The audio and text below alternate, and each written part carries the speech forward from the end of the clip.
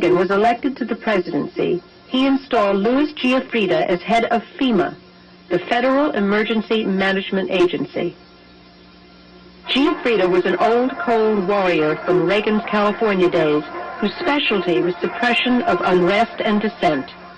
Giuffrida, North, and George Bush began to turn FEMA into an instrument of domestic anti-terrorism. You're dealing with a group of people in the Reagan administration who equated political dissent with treason, and who cannot differentiate between emergency procedures, which I think everyone agrees are necessary, and suppressing political dissent. And with North and Poindexter and Casey, you had a group of people who saw Americans who disagree with them as the enemy. Colonel North, in your work at the NSC, were you not assigned at one time to work on plans for the continuity of government in the event of a major disaster? Mr. Chairman. I believe that question touches upon a highly sensitive and classified area, so may I request that you not touch upon that, sir. I was particularly concerned, Mr. Chairman, because I read in Miami papers and several others that there had been a plan developed by that same agency, a contingency plan in the event of emergency that would suspend the American Constitution. And I was deeply concerned about it and wondered if that was the area in which he had worked. May I most respectfully request that that matter not be touched upon at this stage. If we wish to get into this, I'm certain arrangements can be made for an executive session. And tragically, the only member who got close was Jack Brooks. And a radio host who says he predicted a staged attack on the World Trade Center involving Osama bin Laden as a fall guy in 2001 now says last week's Red Terror Alert is just a trial run for a massive staged terror attack initiated by the U.S. government. Pardon me. Alex Jones says the attack will occur before the end of October and could provide the, quote, neo-fascist bloodsuckers in the administration with fraudulent justification to invade Iran or Syria before November's midterm elections. It's the president signing a statement relating to a law that basically says I'm not going to obey this law if I don't feel like it, over something larger, more aggressive, domestic surveillance or any of these other things. Where are the constitutional checks? Is that machinery still present? Is it still working? Is it rusted, or is it not working at all? Well, it's not working very well. Yeah, please. Thank you, Mr. President.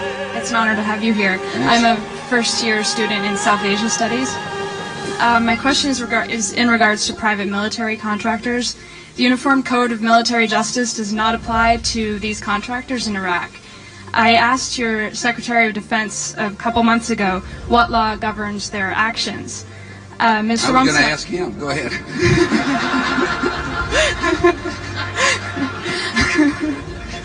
Help. Well, when the president had an opportunity to capture or kill Osama bin Laden, he took his focus off of him, outsourced the job to Afghan warlords, and Osama bin Laden escaped. 6 months after he said Osama bin Laden must be caught dead or alive, this president was asked, where's Osama bin Laden? He said, I don't know. I don't really think about him very much. I'm not that concerned.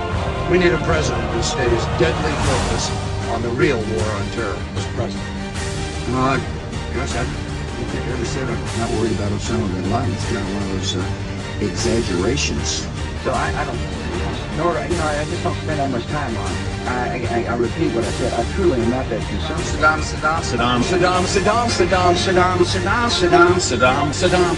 Hussein. War and danger. Continuing danger. Hour of danger. Very, very dangerous world. A grave new threat. Horrific acts of atrocities. Murderous regimes dedicating to killing us. Tyranny and terror.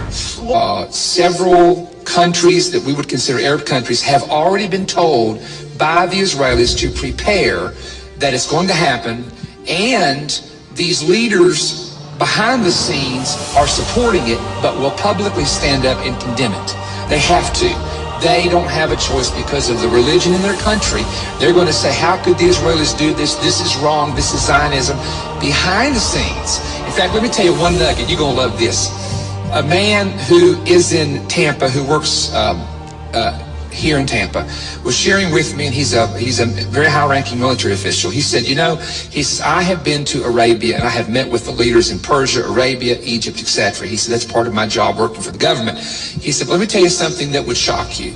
He said, publicly, they despise the Jew and they hate Israel. But he said, every leader, he says, now I'm telling you, the leaders will say to me privately, we know the land belongs to the Jews, and we know we can't whip them.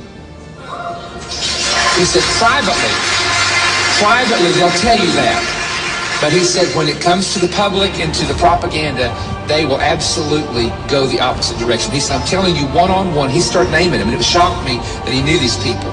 He said, when you are one-on-one in a room with them, they'll say, we know. The FEMA plans to imprison American citizens have generated a lot of interest around the country in locating the potential prison camps throughout the country. These may be facilities currently being used as prisons, such as those you saw earlier, or prisons that are being built supposedly in the name of the war on drugs, or facilities that have other uses but which could be quickly used to detain large numbers of people, such as this Amtrak facility in Beech Grove, Indiana. All of the renovations to this property have involved putting in new fencing, electronic turnstiles, concrete flooring in unused warehouse buildings, and putting in large gas furnaces on buildings that were never heated any time in the past 20 years.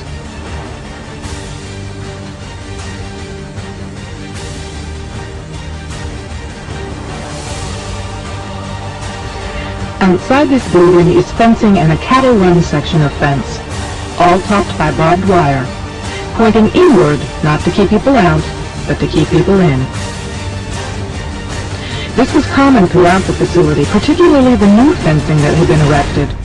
No, I've always, a dictatorship would be a heck of a lot easier. There's no question about it. For the first time at one of his news conferences in 3 years, Thomas asked him about Iraq.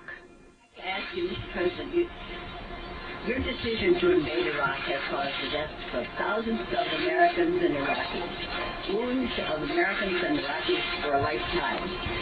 Every reason given, publicly at least, has turned out not to be true. My question is, why did you really want to go to war? From the moment you stepped into the White House, from your cabinet, former cabinet officers, intelligent people, and so forth. What was your real reason? You have said it wasn't oil, plus oil. It hasn't been Israel or anything else. What was it? I think your premise, and all due respect to your question and to you as a lifelong journalist, is that I didn't want war. To assume I wanted war is just flat wrong, Helen. In all due respect. No, hold on for a second, please. Excuse me. No president wants war. Everything you may have heard is that, but it's just simply not true. My attitude about the defense of this country changed on September the 11th. When we got attacked, I vowed then and there to use every asset at my disposal to protect the American people. Our foreign policy changed on that day, Helen.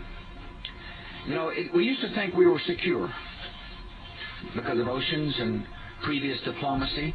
But we realized on September 11, 2001, that killers could destroy innocent life. And I'm never going to forget it.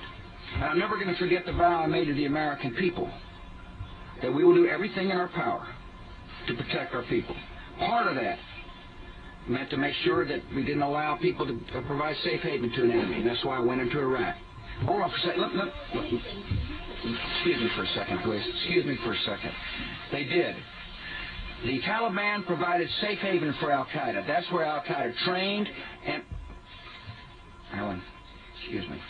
That's where the targeting to go after suspected training sites, etc., across the border and inside Iran. That's just normal, I think. And you write that already some special operations forces, some U.S. intelligence forces have crossed the line and have gone into Iran. Is that right?